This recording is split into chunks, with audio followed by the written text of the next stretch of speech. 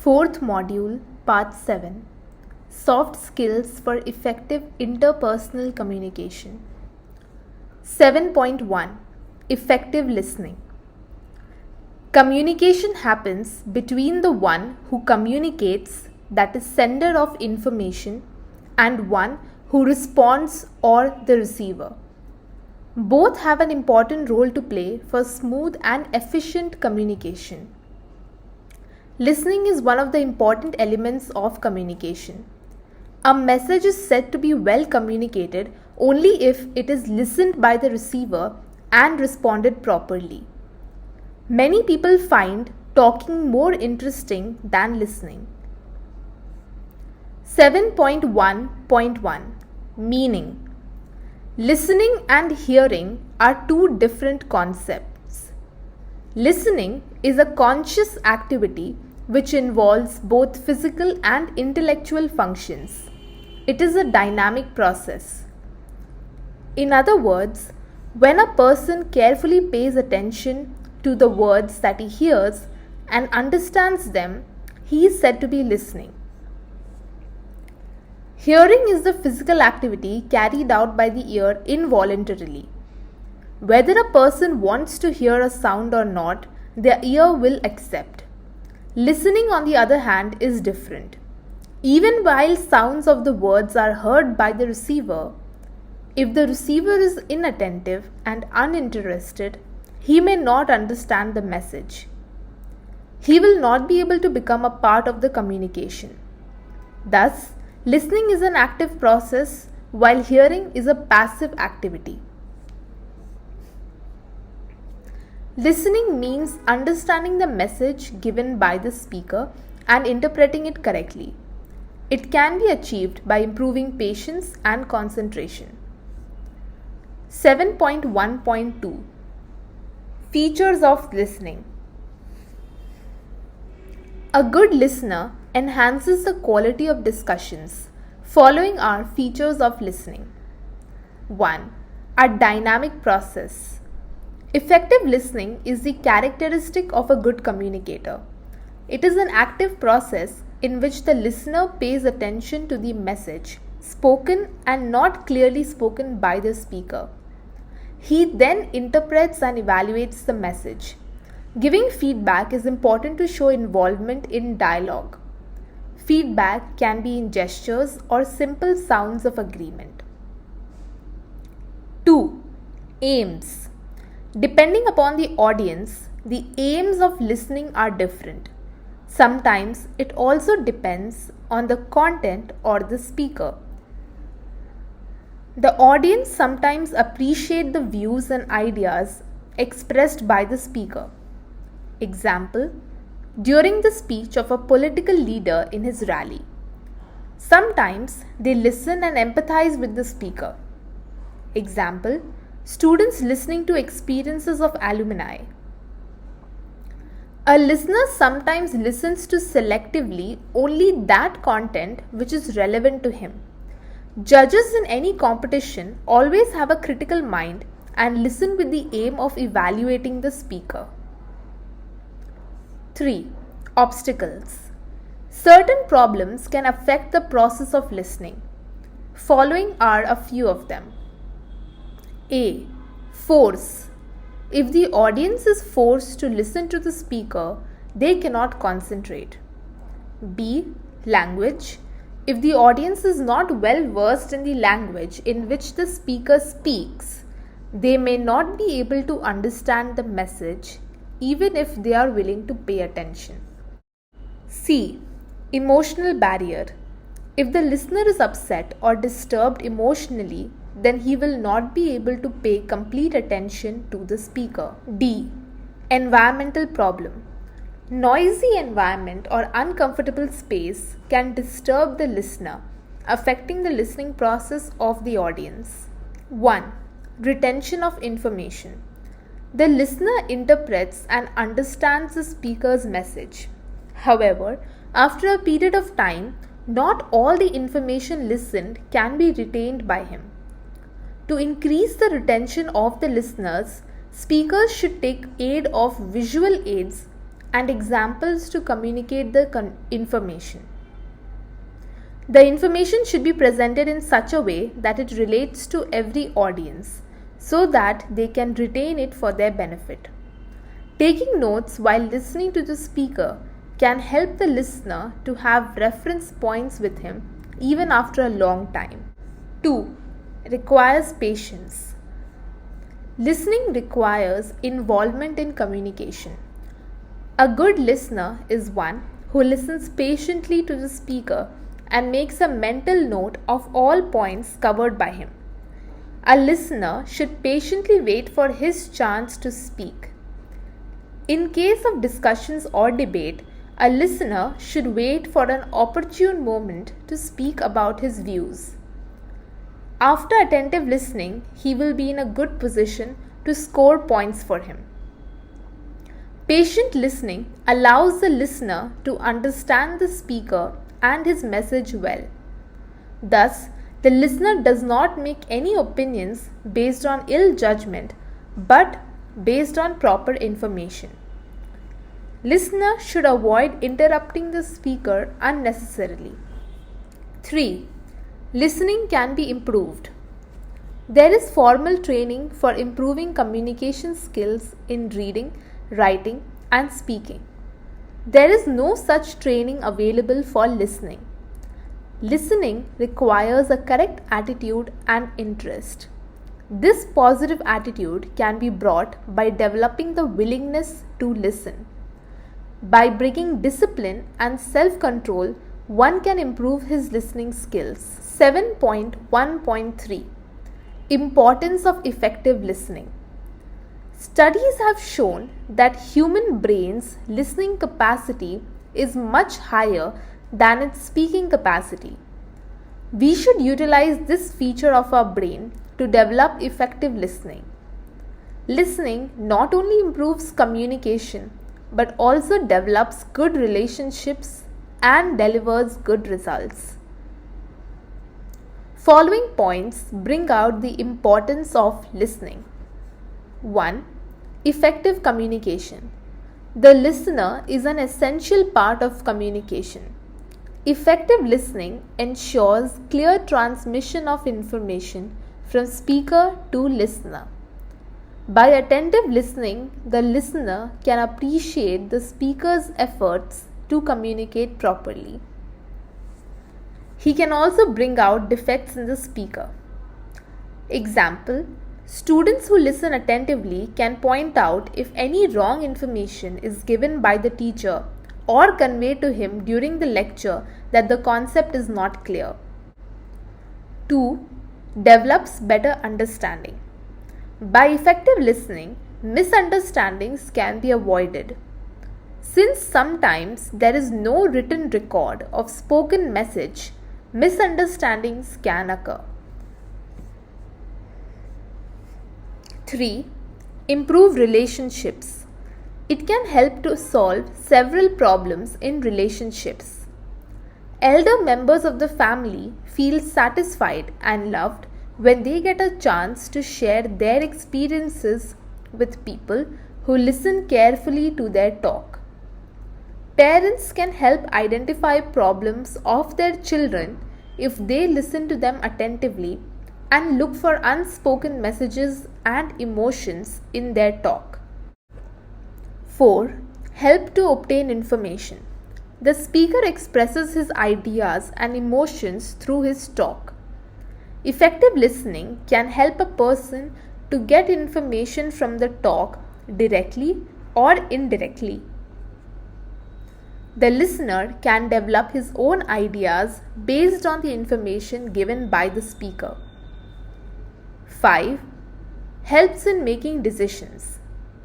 Listening to the concerned group's ideas and opinions can help authorities make proper decisions.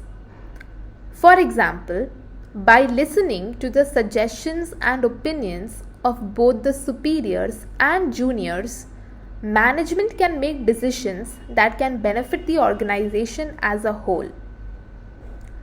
It can help the organization to form better policies which offer solutions to the grievances of its employees. 6. Provide encouragement. Effective listening provides encouragement to both the listeners and the speakers. Speakers get encouraged to communicate more effectively, looking at the involvement and response of the listeners. Listeners are encouraged to participate in the communication when they listen effectively, especially during group discussions. Effective listening equips a person with an open mind. It helps in explore new ideas, appreciate other people, and also evaluate them based on their ideas. 7.2 Verbal and non-verbal communication. The method of communication differs in all cases.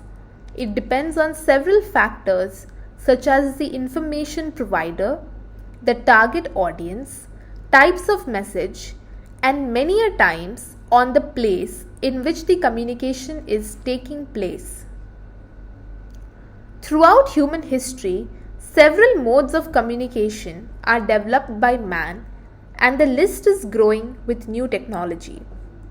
However, basically there are two major ways of communication, namely verbal and non-verbal. 7.2.1 Verbal communication. Verbal means relating to words or use of word written or spoken. Thus, verbal communication includes oral and written communication. Oral communication. Man learnt writing much later. Thus, for a long period of human existence, communication among people was largely in oral form. Any form of communication with the help of spoken word is oral communication. Oral form is used both in formal and informal communications.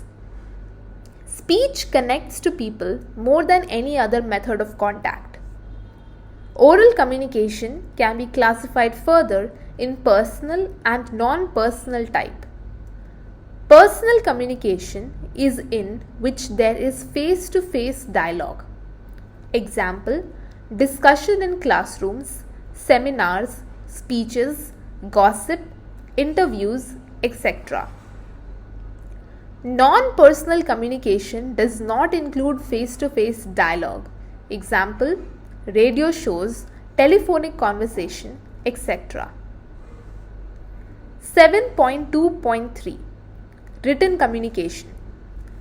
Effective writing requires planning. One has to use proper words and form the matter in such a way that the message is clearly understood. It is an important form of communication in formal world in the form of letters, memos, reports, acts, laws, etc. It is also used for informal communication like letters, invitations, notes, etc. Advantages: permanent and legal. Written communication can be preserved permanently and can be referred when required in the future.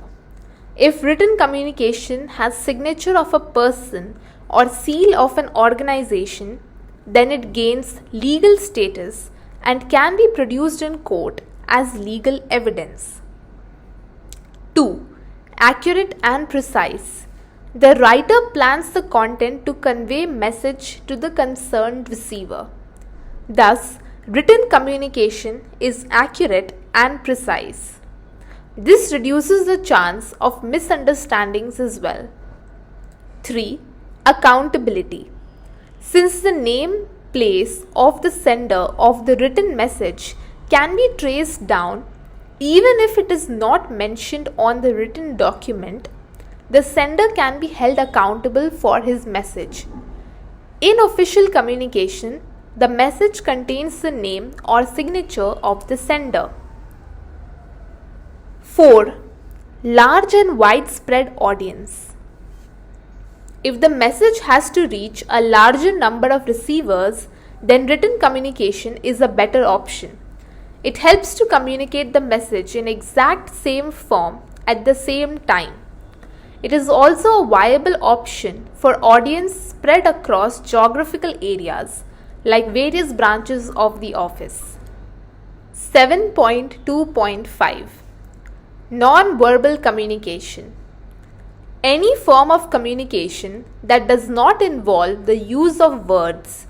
Instead, communication takes place through gesture, display of emotions, movement, eye contact, etc. is said to be non-verbal communication. Sometimes non-verbal form is used along with verbal form. However, on its own too, non-verbal form can be used to convey messages along with feedback. 1. Sign language. Audio-visual signs are used by people to indicate a certain message. Various forms of visual signs are posters, colors, graphical representations, etc. Poster signs represent a certain idea or message in a combination of pictures and slogans. They are used during rallies and drives for a cause, such as anti-smoking drive. A signboard with a picture can tell a message too. Example, a skull on the electric meter board or drawings of men and women on doors of public toilets. Each color represents a specific emotion. For example, blue indicates cool and calm feeling, while red indicates passion. Data is presented in graphical formats like pie charts, graphs, and tables to show relationship between various elements or compare data. Some sounds are used in specific areas to convey messages. For example, the factory siren indicates lunchtime for workers. In BEST buses, the conductors ring the bell in various combinations to communicate with the driver to move or stop, etc. 1. Body language. The science related to the study of the way human body communicated without the use of words through movements of its parts is known as kinesics. It includes facial expressions, postures, and physical appearances. A. Facial expression. It is often said that human face is the monitor of the human mind. What a person feels or thinks is shown by the various forms of facial expressions. As smile conveys compassion, tight muscles of cheek and clenched jaw show anger. Thus, one should control what kind of expressions is reflected on their faces. B. Posture. Whatever the size and shape of the body be, one can tell about the state of mind of a person by studying their body posture. A person with self-confidence walks with shoulders spread and a raised chin. A bend in the back while sitting or standing shows tension and lack of confidence. C. Gestures. Certain movements of arms, legs, head, and hands can be used to indicate our emotions and thoughts. A gesture is a strong way of letting people know about thought without words. Gestures such as nodding, eye contact, tilting the head during a talk made by audiences shows their involvement and attention towards the speaker. Throwing a fist at somebody shows anger.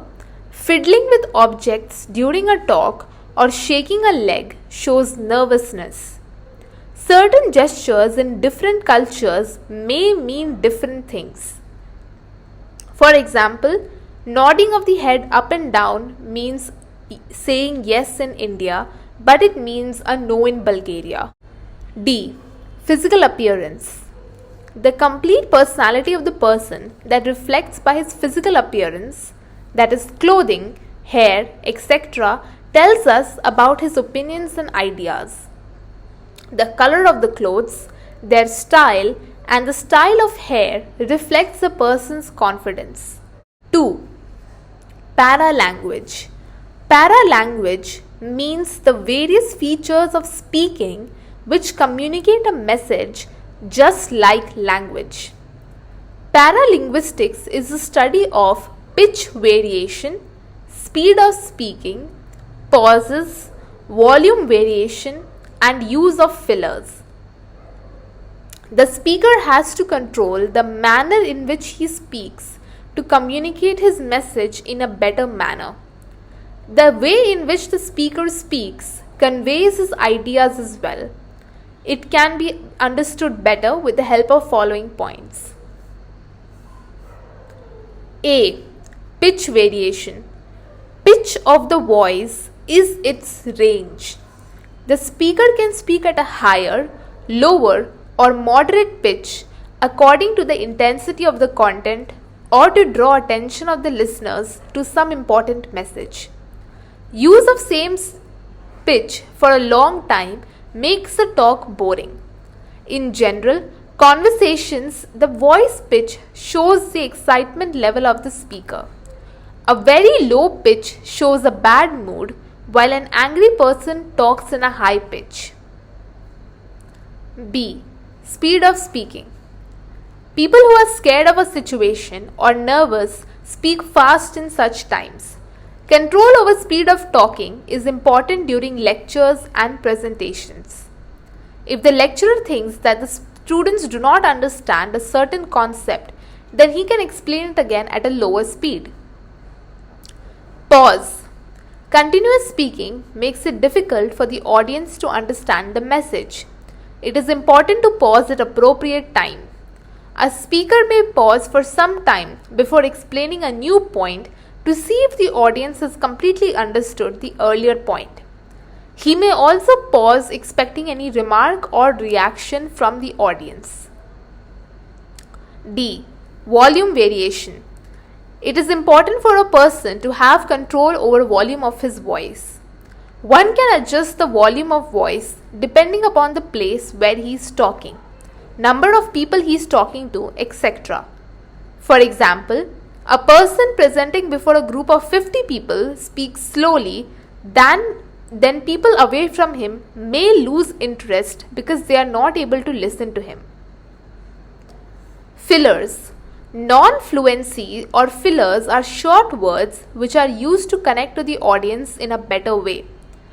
For example, the use of alright, okay, you know, in between sentences helps to draw attention, maintain continuity, and also make a special impact of a particular sentence.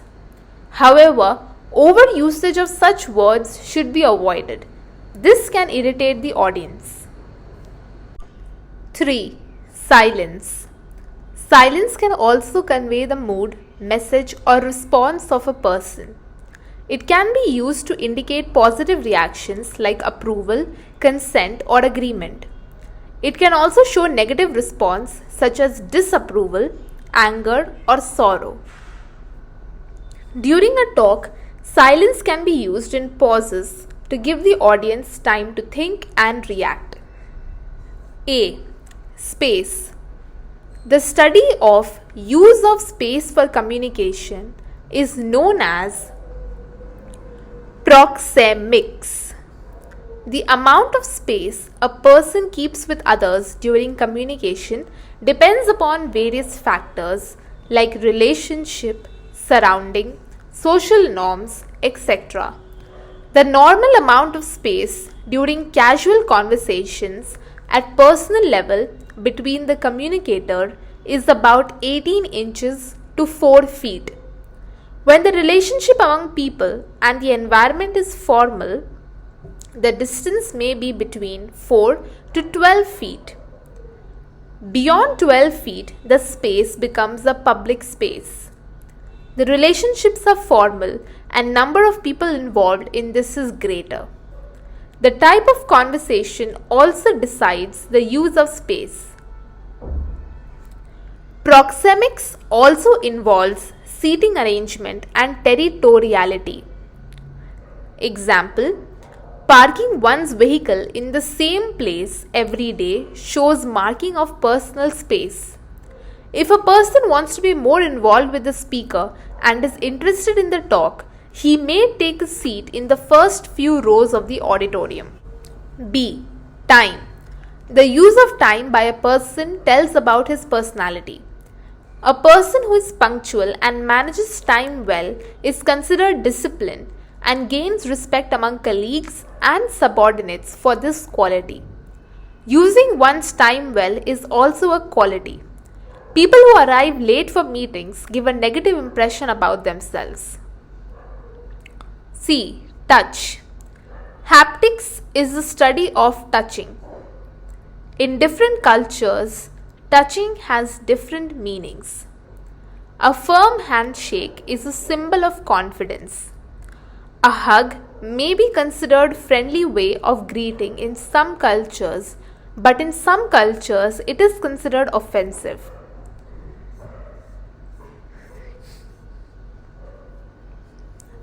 Advantages.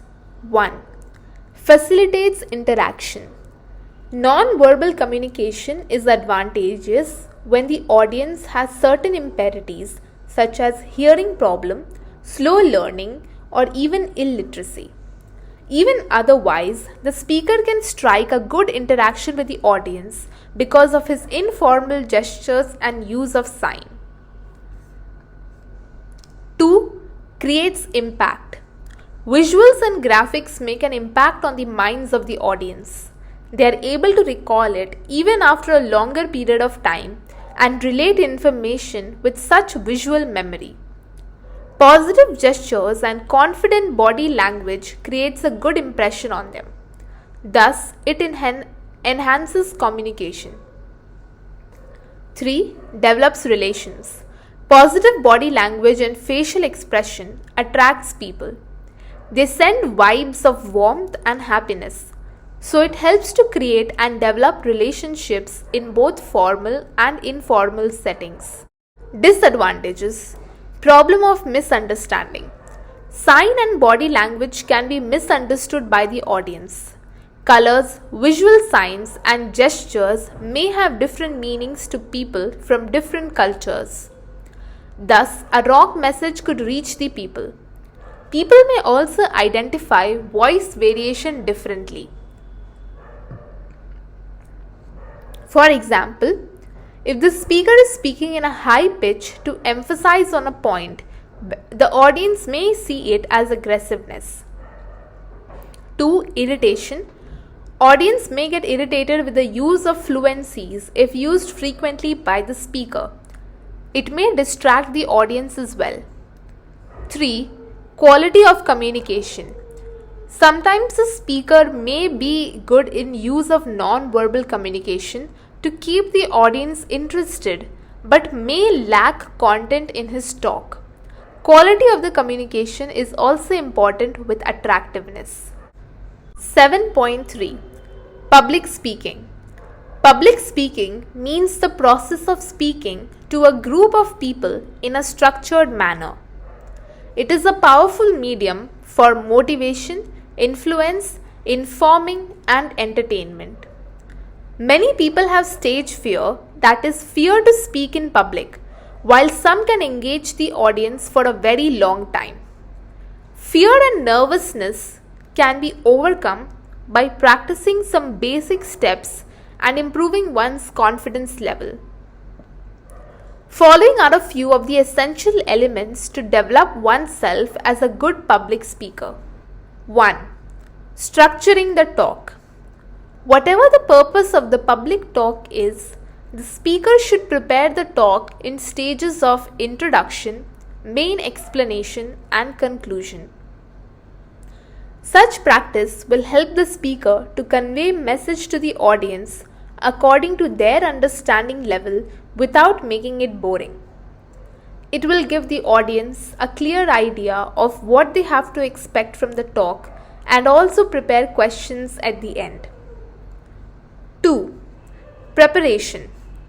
Even experts need preparation. It is better to have an idea of the time allotted for the talk the purpose and prepare accordingly. Preparation in advance will reduce the possibilities of mistakes during the talk. 3. Analyze the audience. The speaker should keep in mind the target audience and use language and examples accordingly. For example, an archaeologist will prepare a different format of speech, archaeology, to present in a seminar in front of scholars, while the format will be different for the same topic if he has to present in front of students. 4. Short sentences. Short sentences are better to understand. They help to keep the audience interested. Audience may lose track of the actual content while listening to long and complex sentences. It helps to maintain the flow of communication. 5. Expressive speech. People lose interest if an interesting topic is presented in a boring manner.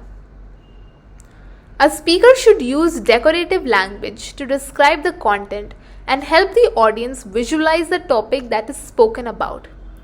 He can draw examples from day-to-day life to help the audience relax with his talk.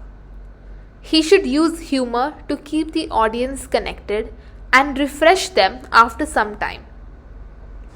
Information can be given through humorous instances. The speaker's enthusiasm for the subject should be seen in his speech. 6. Composed body language. The speaker can take control of attention of the entire audience only when he is calm and relaxed himself. Tension and nervousness of facing a huge audience takes away confidence. To deal with this, the speaker has to perform this natural form.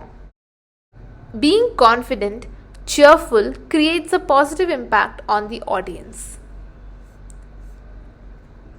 7. Seek feedback. Involvement of audience during a talk is important. One can ask a few rhetorical questions in between the talk. After the talk, a feedback from the audience is advisable. One can ask questions to the audience and encourage them to participate. Questions from the audiences should also be welcomed. 7.4 Presentation skills. Presentation is slightly different from public speaking, and so it requires a different set of skills. The purpose of a presentation is always more formal than a public talk. Presentation is a professional practice to demonstrate data, research, reports, or new information.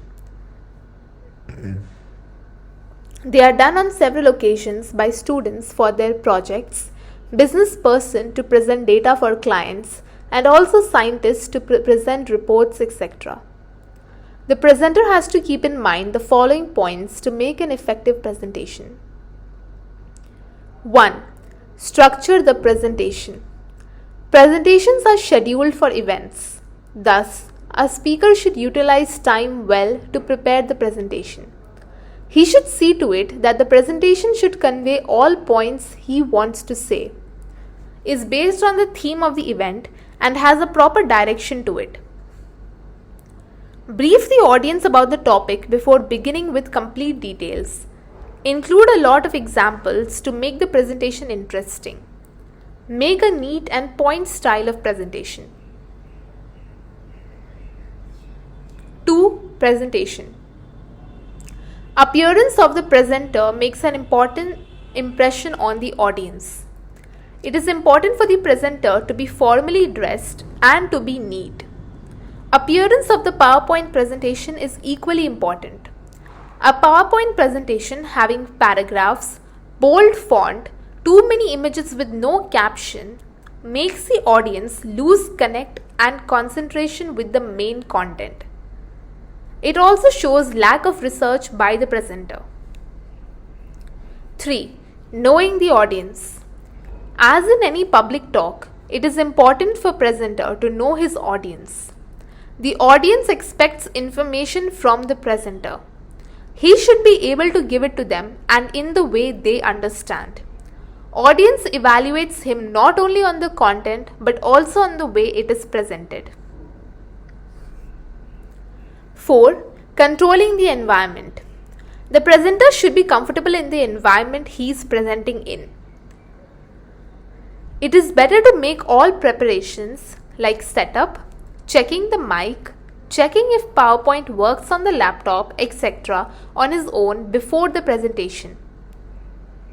It is also important to get a feel of the environment and get to know things like knowing from where he will be presenting, whether he will be able to move around or not. This will enhance confidence, help to keep calm, and concentrate completely on the talk. 4. Keep track of time. Usually, presenters have to present within a given time slot. It is important to finish within the given time. This gives a proper impression of positive time management to the evaluators and also gives the presenter time to answer audience's questions calmly.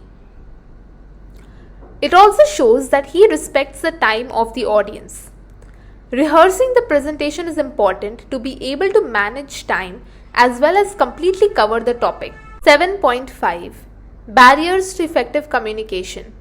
Communication through any medium is successful if the meaning of the message clearly reaches the receiver. Many a times, this does not happen due to some disturbance during the passage of message or some error or absence of some quality in the sender or receiver.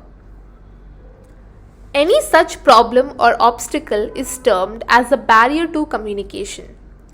Following are the various types of barriers to communication. 1. Physical. 2. Linguistic. 3. Cultural. 4. Psychological. 5. Organizational. 1. Physical. Barriers that are external or related to the environment in which the communication takes place are called physical barriers. They are as follows. A. Environment. Elements of the environment such as temperature, humidity, ventilation, light of the place, etc., where communication takes place affect the communication. For example, lack of proper ventilation in an auditorium can make the audience uncomfortable, because of which they may not be able to concentrate on the show. Natural calamities disrupt communication mediums, because of which people remain stranded for a long time. B. Time and distance. Time difference between two people can affect the communication between them. Some people do not meet their families for days because they have unusual work shift. People living in different time zones also have to make different arrangements to communicate with each other. Distance becomes a barrier, especially when messages have to be given personally. C. Defects in medium. When a wrong medium is used to communicate, the message cannot pass to the receiver as expected. For example, written medium will not be useful to communicate with illiterate people. Defects in the instrument used may also pose problems. For example, disconnection of internet service during a video conference or faulty telephone service.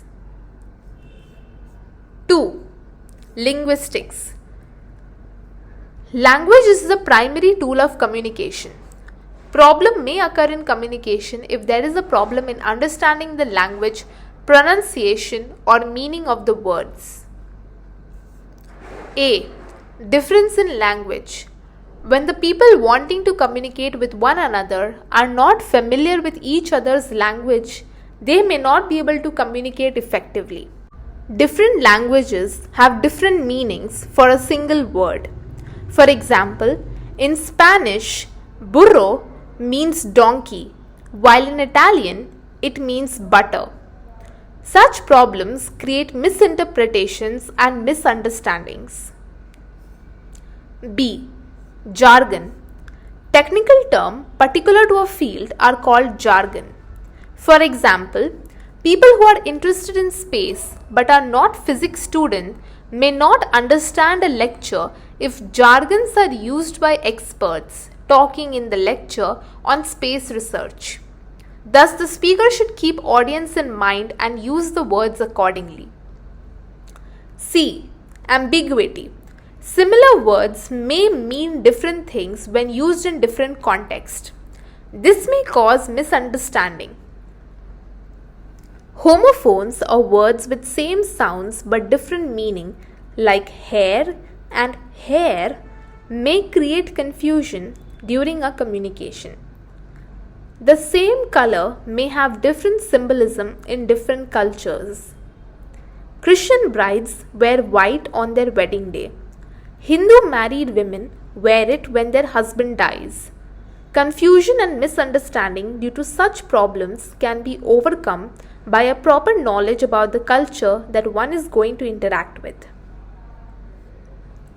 D. Voice and tone. If the speaker is too slow or too fast, the listener may not be able to follow the conversation. If the tone used by the speaker is not proper, then the meaning of the message may not effectively reach the listener. A monotonous tone makes the receiver lose interest. 3. Cultural. Opinions and thoughts of people are influenced by their culture. Culture refers to ideas, ritual, ceremonies, festivals, etc. of a group of people. Words, symbols, actions, etc. have different meanings in different cultures. When people from different religions interact with one another, culture may become a barrier in many ways. 7.6. Importance of self-awareness and body language. If we have to develop ourselves, then first we should be able to understand ourselves better. Understanding oneself means having complete knowledge of one's physical, emotional, and intellectual capacities. This understanding is termed as self-awareness. 7.6.1. Meaning. Self-awareness is the result of giving complete attention to oneself. When a person thoughtfully observes his mannerisms, thoughts, beliefs, and tendencies, he has better realization of his personality. Self-awareness comes from this realization.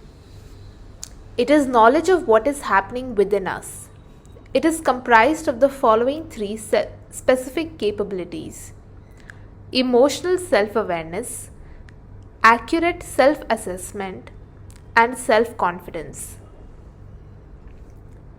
Emotional self-awareness. One has to be completely aware of his thought process and feelings. He should be able to analyze his reactions and emotions towards specific situations. Emotional self-awareness means knowing which emotion dominates our actions. Number 2, accurate self-assessment.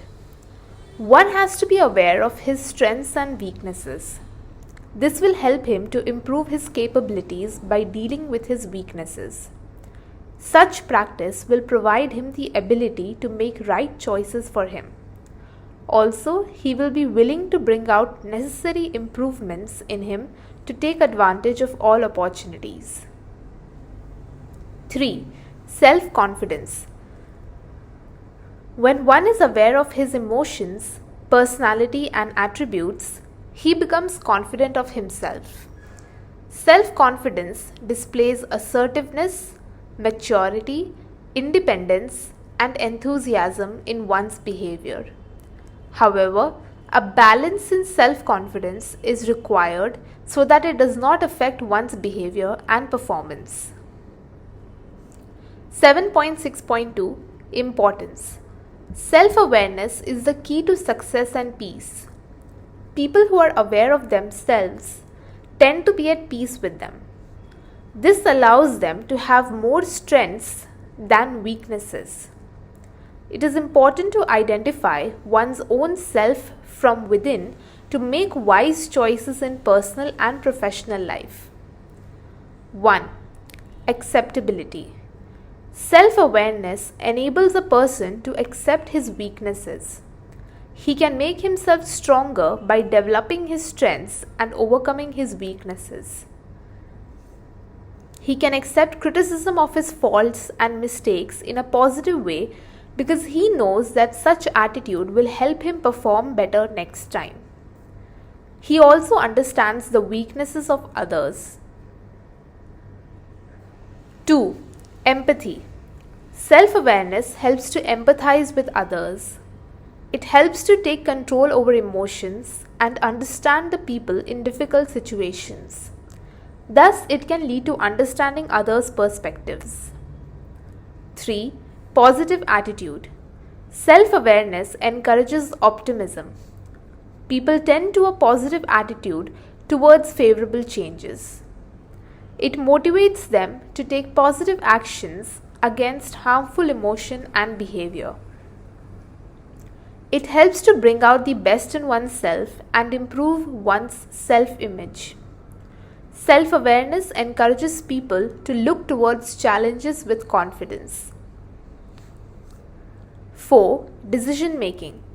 Self-awareness guides in the process of decision-making. It simulates intuition. In complex situations, intuition helps to make proper decisions. It helps to analyze and process uncertain problems. A person with proper understanding of oneself will choose a right career according to his choices and capabilities. He will invest time and effort into developing his skills which he lacks to achieve his goals. 5. Virtues. A developed sense of self-awareness makes a person have positive feelings and also develops good qualities in him. It makes him understanding towards the weaknesses of others. He develops humility and respect. Such people value relationships and make efforts toward maintaining them. 7.6.3. Importance of body language. Body language is an inseparable part of communication. Knowingly or unknowingly, it conveys a lot about a person's thoughts, state of mind, and sometimes also intentions. In several situations, body language alone is enough to communicate. A combination of good speech and proper body language is a key to effective communication. Every type of body gesture, like eye contact, movement of hands, and movement of head and facial expression, creates an impact on the communication taking place. The importance of body language in communication can be explained in the following ways. 1. Creates impression. A positive body language creates a positive impression of the person. This is important for people going for interviews. 2. Prevents misunderstanding. A person may not be comfortable in expressing his true emotion through words. Paying attention at facial expression and body gestures can help in identifying clues of real feelings and intentions of the person. This can prevent misunderstandings and make the speaker comfortable. 3. Displays confidence. Confidence can be shown through body language. Making right amount of hand movements, maintaining eye contact, nodding the head signifies giving attention, are all signs of a confident listener as well as a speaker. A person who shows such signs in group discussions and interviews gains extra points for his self-confidence. On the other hand, lack of confidence is also evident by signs such as shaky leg or an irregular eye contact. 4. Aids Persuasion. Empathetic words and an assertive voice are important tools of persuasion. If these are combined with confident body language, then the listener gets impressed and persuaded to listen to the entire talk. People can get convinced by non-verbal communication. 5. Facilitates communication. Body language gives more meaning to verbal communication. By observing one's facial expressions and body gestures, one can know if that person is following the communication and understanding it. 7.7 Channels of communication. Proper and speedy communication within a business organization is very important for its smooth functioning. Whether an employer wants to communicate with the employees or a high-level official wants to communicate with the employer or vice versa, the communication passes through several points of authority.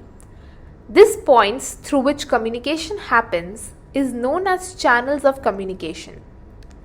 There are broadly two channels of communication, formal and informal. 7.7.1 Formal communication.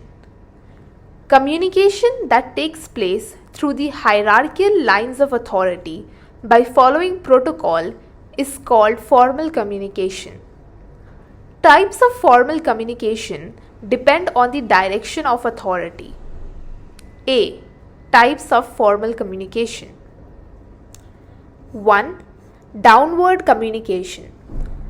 It involves flow of communication from higher to lower authority, that is from seniors to subordinates. Such flow involves method like notice, circulars, memos, meeting announcements, etc. 2. Upward communication. It involves flow of communication from the lower levels to higher levels in the department or organization. For example, when a department manager presents his report to the general manager, it is upwards communication. Methods like suggestion box, surveys, grievance redressal cells, etc. are used for such communication. 3. Horizontal communication. When communication takes place among the people of the same rank, it is called horizontal communication. For example, the meeting of the heads of various departments in a college called for to discuss examination dates and rules is an example of horizontal communication. Apart from meetings and telephonic conversations, sharing of letter and reports are other methods that are used in this form of communication. 4. Diagonal communication. Cross-functional communication between employees at different levels of the organizational hierarchy is described as diagonal communication.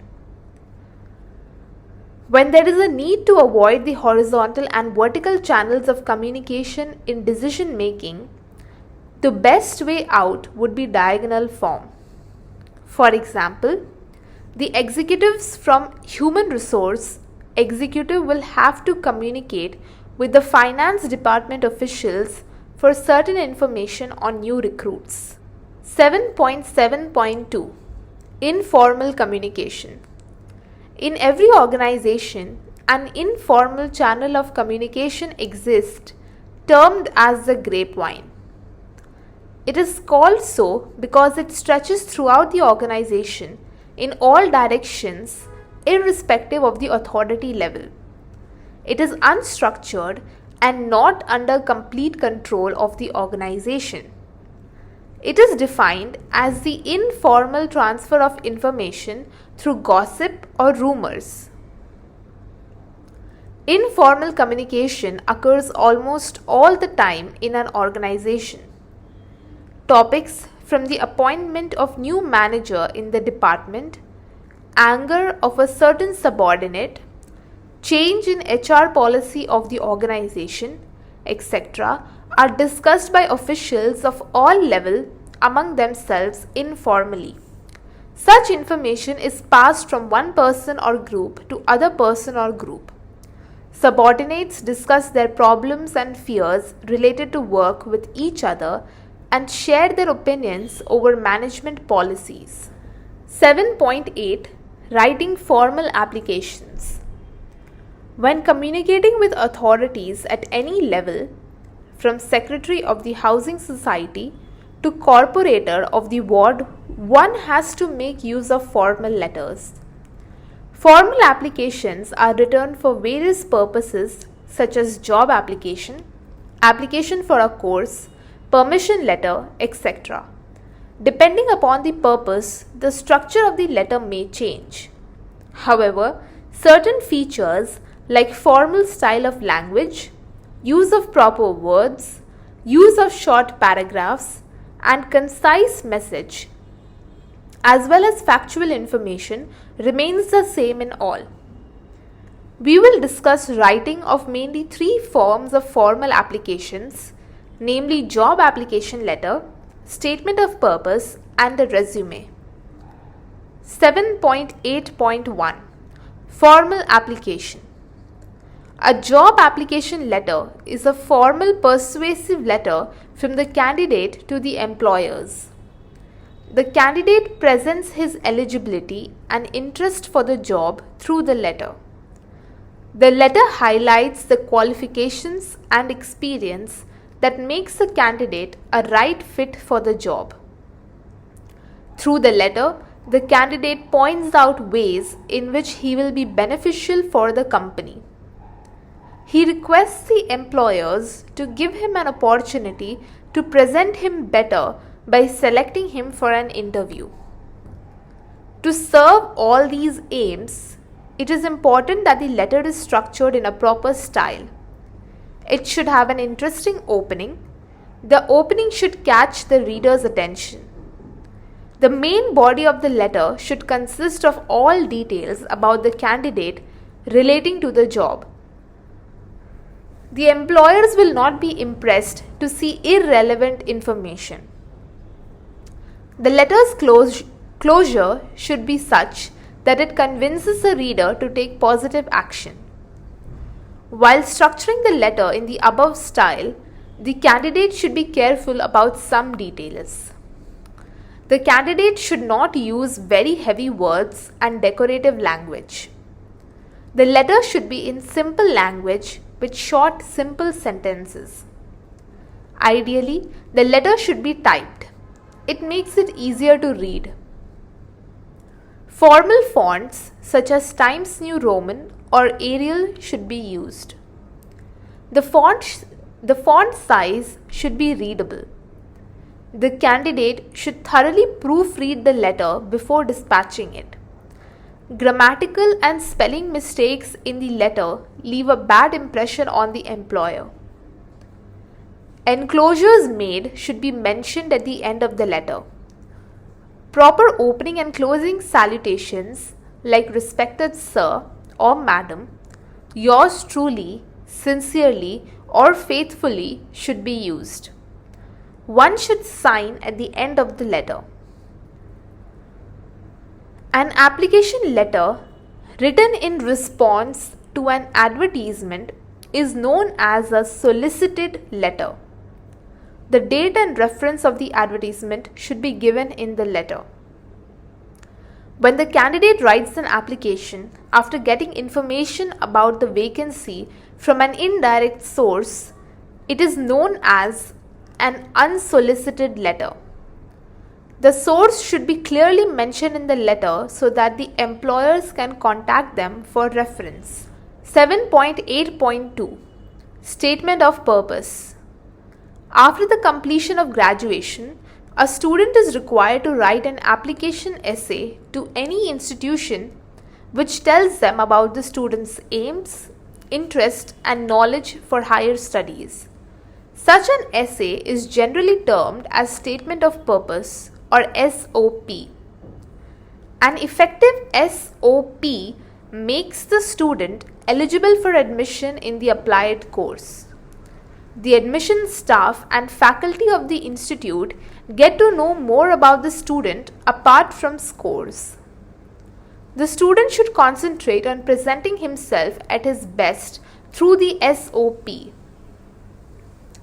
Following are guidelines that can be followed by the students. 1. Use formal sentences.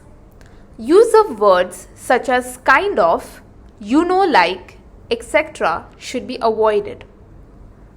2. Do not use a lot of technical terms. It gives an impression that you are trying too hard to show your intelligence. Use simple sentences. 3. Statements should not contradict each other. Even if you had different plans about career earlier, explain the manner in which you changed your plans as a better option. The review committee is concerned with your current goals. 4. The essay should answer all questions relating to the skills you acquired in your student life, as well as internships and other relevant works, if any. It should also project the reason for choosing the particular field for study and how passionate you are about it. 5. It should be persuasive in nature. 6. Do not exceed the maximum word limit specified by the college or university. 7. Proofread the SOP. Get it checked by professors who are writing testimonials for you. Any grammatical or spelling mistake shows carelessness. The statement of purpose should be in the following style or structure. 1. Introduction. The essay should have an attention-seeking introduction.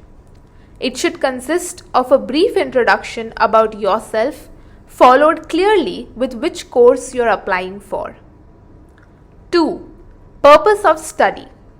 Explain why you are interested in that particular field and what makes you choose a graduate program in it. If there is a personal story, inspiration, or role model behind this interest, then explain it in short. It is true that further studies will enhance your qualifications and your ultimate career goal can be achieved with this program. Discuss new areas in the field that excite you. 3. Reason for choosing that institute. This can be explained with the help of what the program offers. For example, the program offers the combination exactly you are interested in. Point out those subjects in particular and explain your interest in them. Explain how the program will help you reach closer to your goal by mentioning details like particular skills you will acquire or chance to work with some noted faculty there. This will show to the review committee that you have thoroughly gone through the program details. 4. Special skills and experience. It is important to mention your motivation and goals. Mention your achievements like prizes in competitions, rank in college, etc. Give details of any major project, paper that you have submitted during your bachelor's degree. Give details of conferences attended, internships done, or any special laurels won for the college in an extracurricular field as well. Describe any experience that demonstrates your credibility, dependability, and independence. Show what is unique about you in the relevant field. Give details about any gap in completion of course or bad scores or other records in the application form that demand explanation. Do not write negative about yourself. The SOP should present you as unique, deserving, and a perfect candidate for one of the limited seats on the program. It should focus on your strengths, however, without exaggerating them. Qualities not relating to the study should not be mentioned. You may be an excellent singer, but that doesn't qualify you for Masters in Archaeology. In sum, the statement of purpose is your way to introduce yourself personally to a group of intelligent people. In this statement, you must present yourself in a favorable light. Express your interest in them and the subject they teach, and tell them why you are special enough to be admitted. It must be honest in conception, accurate in detail, and direct in address. And it must look good and be error-free. 7.8.3 Resume. A resume is a brief document that summarizes your education, employment history, and experiences that are relevant to your qualification for a particular job for which you are applying. It is a short, point-form document. It is through the resume that the candidate gets to make an impression on the employer. The main objective of a resume is to get an interview for the job. There is general confusion over a biodata, curriculum vitae, and resume. Biodata is a complete record of the candidate, including personal particulars by place of birth, family background, followed by educational qualifications. This term is not used in most professional circles today. Curriculum vitae is an in-detail description of skills learned at various stages of academic life and the type of responsibilities handled at the previous employment. A resume is a summary of educational qualifications, skills, and professional experience of the candidate. 1. Guideline. It is important to prepare an effective resume. It should convince the employer that the candidate is well suited for the job and should be called for an interview. A resume begins with giving personal details like address, email ID, contact details, etc. It is followed by mention of position sought. Mentioning career objective at the start of the resume is advisable. It gives an impression of planning as well as ambition. Then, educational qualifications and professional experience are written in reverse chronological order. That is, the most recent comes first. Specific skills and other achievements follow in order. Names and contacts of references can be given at the end. The resume should be signed by the candidate by hand to give it a more personal touch.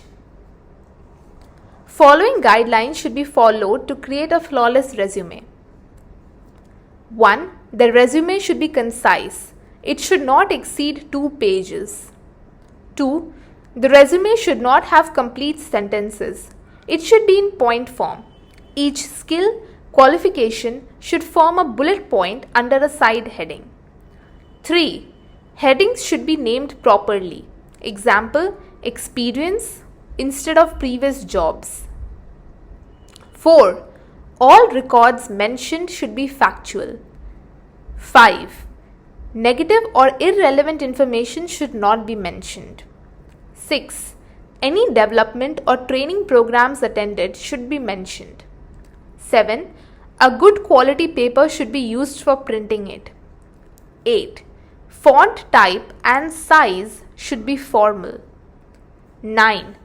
It should be proofread carefully to rule out any grammatical or spelling mistake. 10. Resume should be submitted with a covering letter. 7.9. Preparation.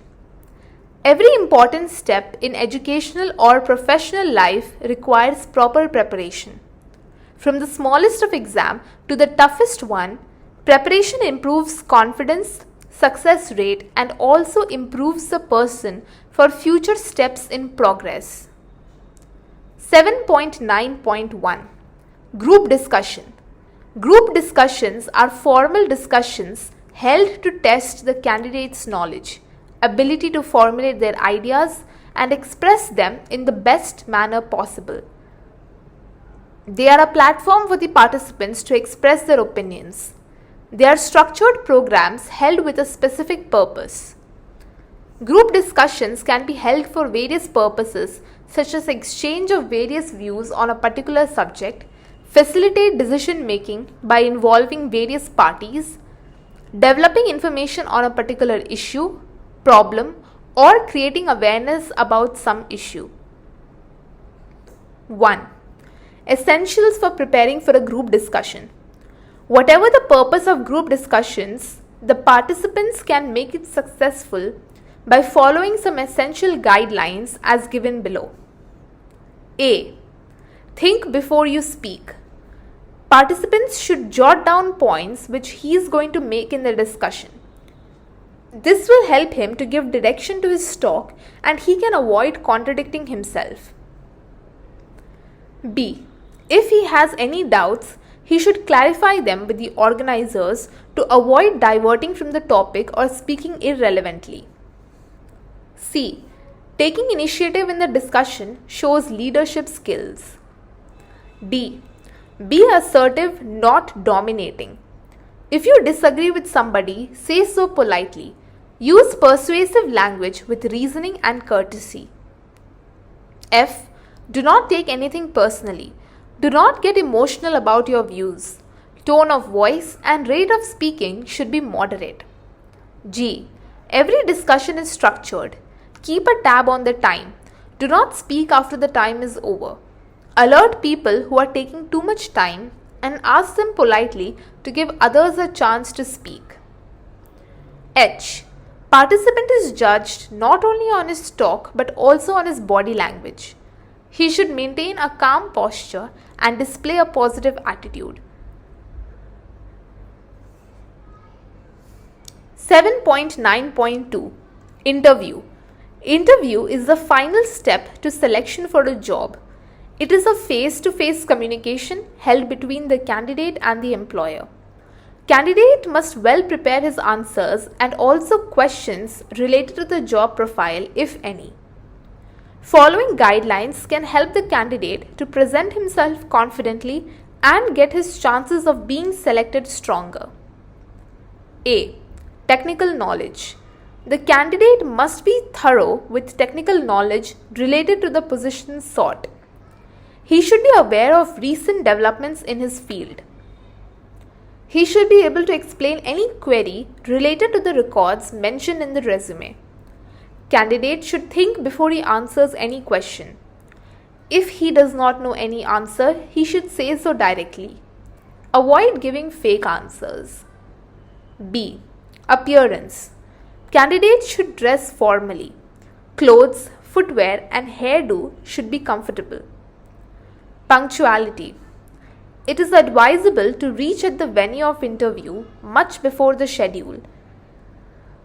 This will help the candidate to settle down, relax and freshen up before the actual interview. D. Certificate folder. Certificates relating to work experience and education should be arranged in the reverse chronological order.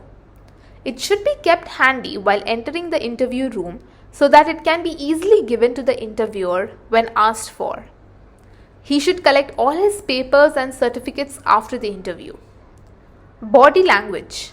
Candidate should display confidence through his body language.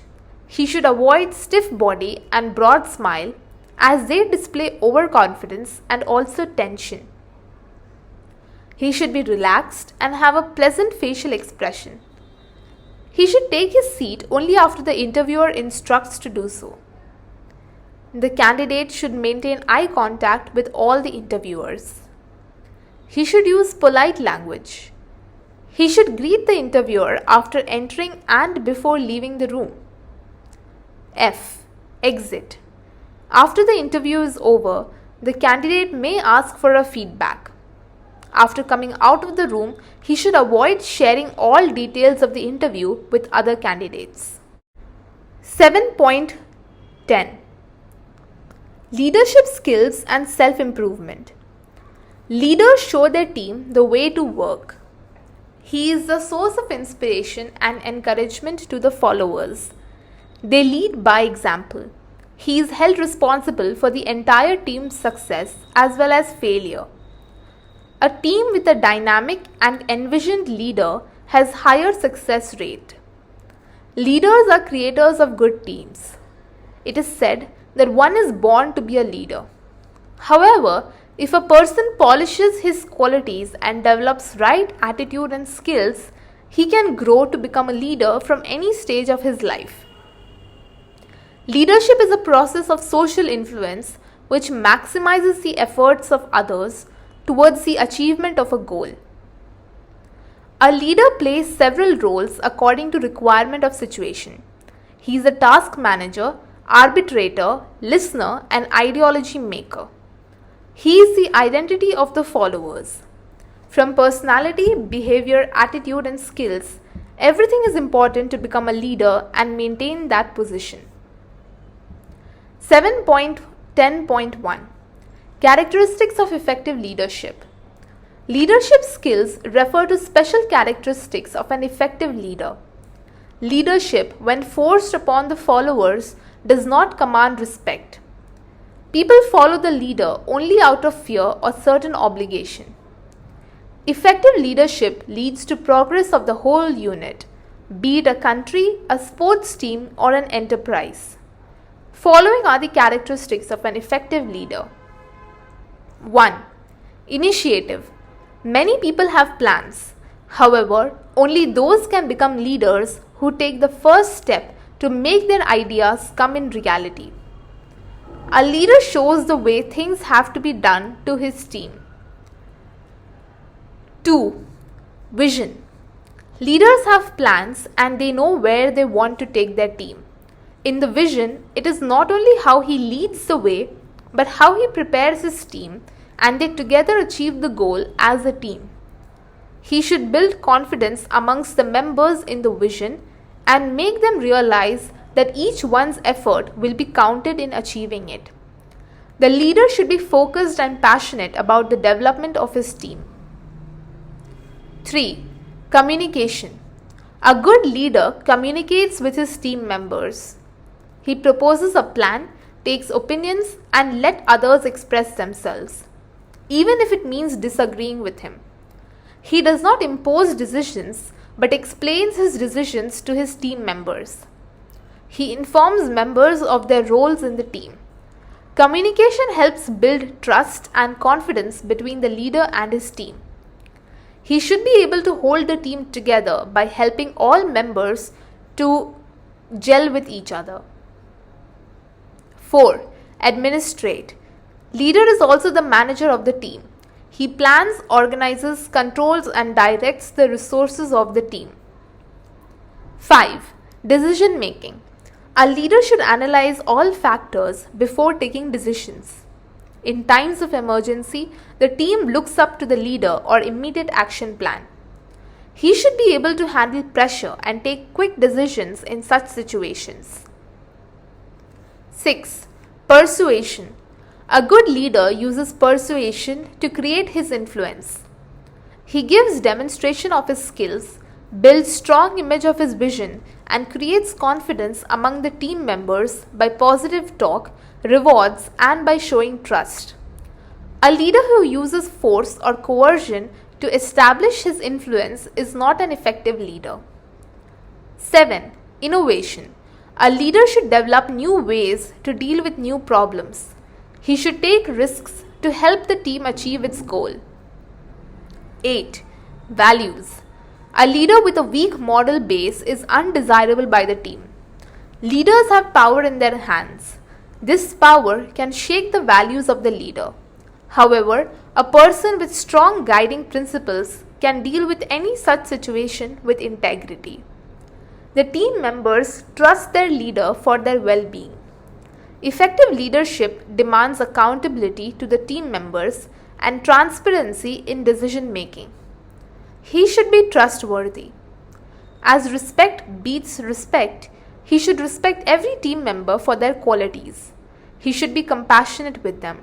An understanding leader has few misunderstandings in his team. 9. Responsibility. Leaders have the responsibility of the entire team's working.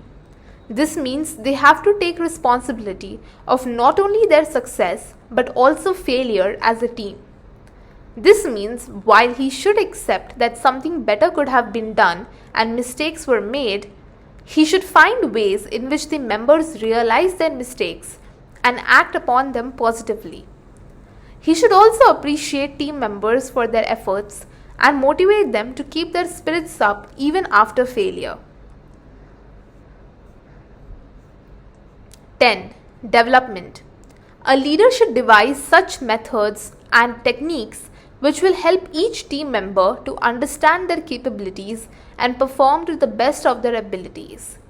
He should be able to identify weak members and help them get rid of their weaknesses.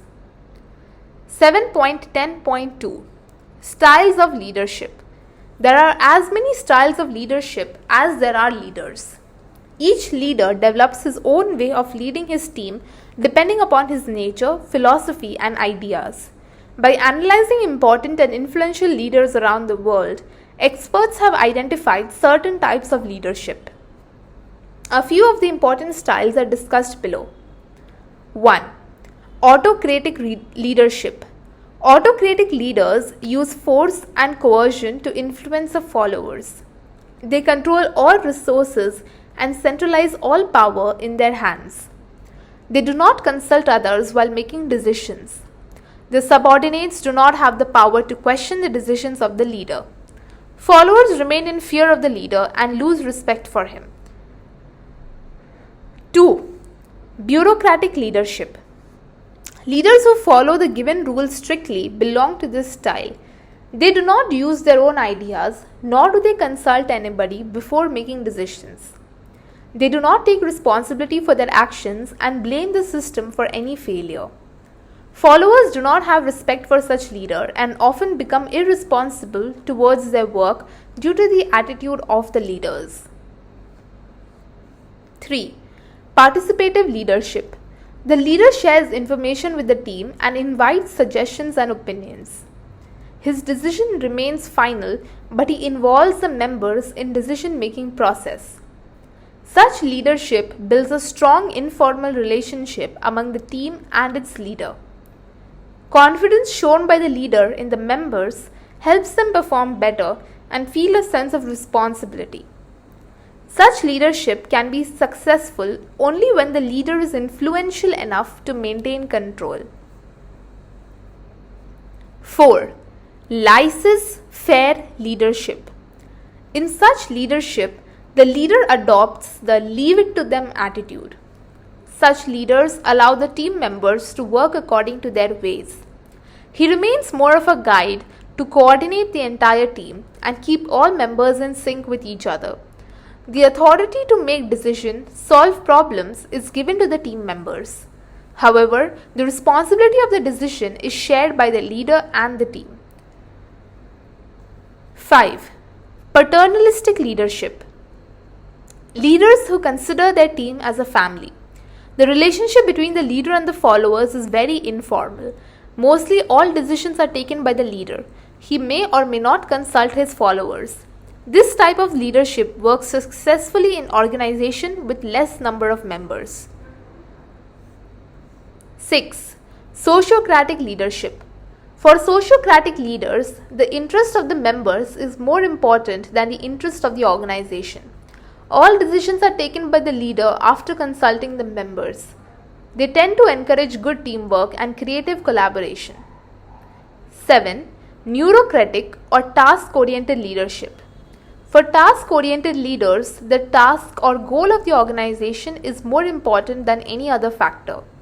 He may not consult the members if he does not feel the need. Such leaders do not take into consideration the interest of the members. He may also thrust the entire responsibility of the failure of a task on the members. 8. Charismatic leadership. Leader with impressive personality, great oratory skills, and good networking skills attract lots of followers. Their energy and enthusiasm inspires the team members. Charisma sustains followers' support only if it is supported by decision-making capacity and intelligence. Also, if the leader gets overconfident and egoistic because of his charisma, then he may not think in the best interest of the team. 9. Situational Transformational leadership. This is a combination of several positive styles of leadership. The leader is accommodative, shares information, and takes decision after consultation with the team. Depending upon the intensity of the situation, he may take complete control of all resources or may let the team members decide for themselves. Such leaders aim at effective task management, share responsibility, and also motivate the members for better performance. 7.10.3 Team building. Team building is the process of developing effective teams. It refers to the process of forming new teams as well as formatting the earlier teams for better results. Team building is the process of creating a cohesive group of people who work together towards a common goal by sharing the ideas and efforts. Teams may be created for long term, that is, for continuous work over a long period, or for a short term in order to achieve temporary goals. Whatever the purpose or tenure of the team may be, essential factors for the creation and success of the team are fundamentally the same. A. Stages in team building. Keith Davis formulated a 5-stage team building process. Following are the stages of this process. 1. Identification of problem. The very first step is to identify the problem for which the new team is to be created. Depending upon it, members can be chosen and resources can be allotted. If the team exists, then identifying issues which are hindering smooth functioning of the team is important. It should be brought to the notice of all members and suggestions should be invited to solve it. 2. Collection of data. The newly created team should collect all data possible related to the given task. In case of an existing team, members provide relevant data relating to the problem.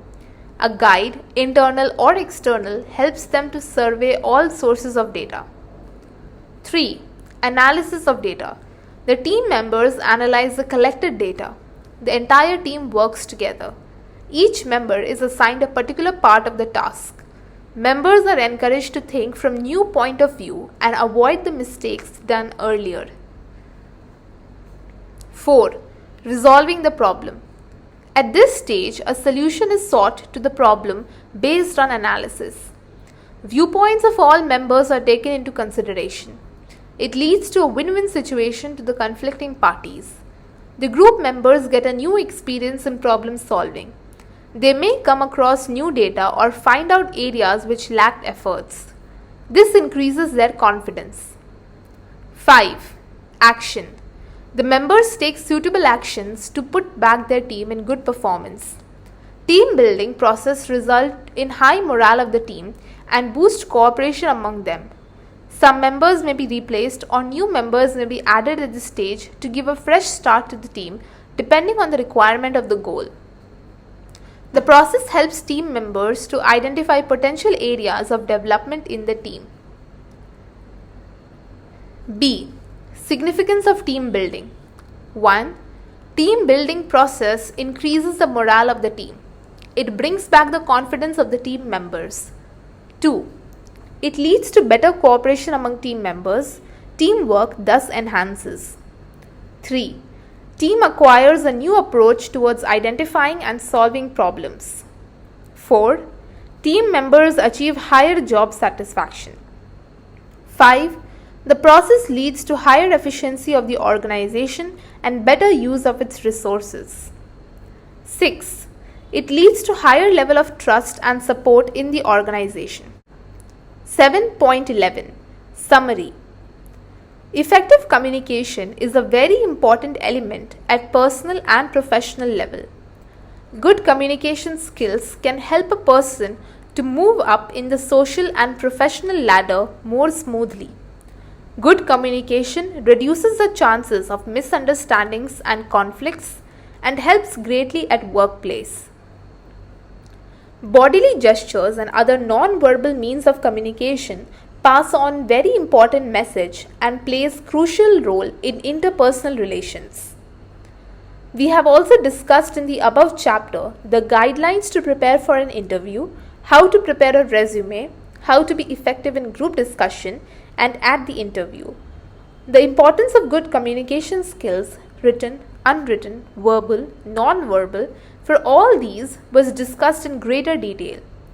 The good leadership qualities are essential for professional success in every field.